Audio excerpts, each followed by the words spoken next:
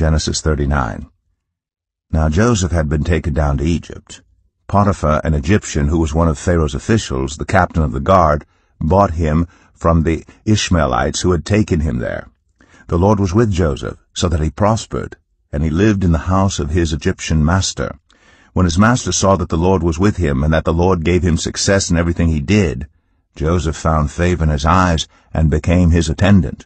Potiphar put him in charge of his household, and he entrusted to his care everything he owned. From the time he put him in charge of his household and of all that he owned, the Lord blessed the household of the Egyptian because of Joseph. The blessing of the Lord was on everything Potiphar had, both in the house and in the field. So Potiphar left everything he had in Joseph's care. With Joseph in charge, he did not concern himself with anything except the food he ate. Now Joseph was well built and handsome. And after a while his master's wife took notice of Joseph and said, "Come to bed with me."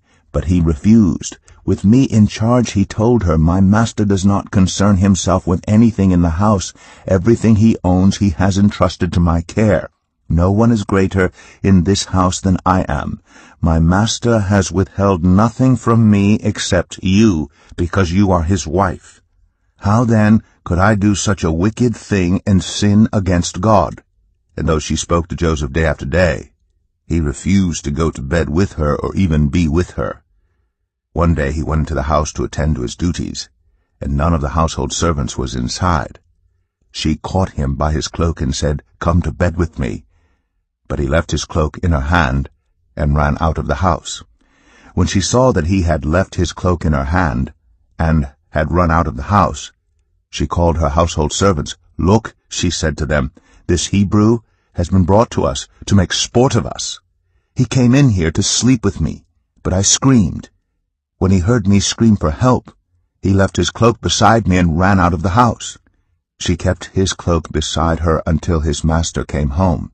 Then she told him this story: "That Hebrew slave you brought us came to me to make sport of me, but as soon as I screamed for help, he left his cloak beside me and ran out of the house."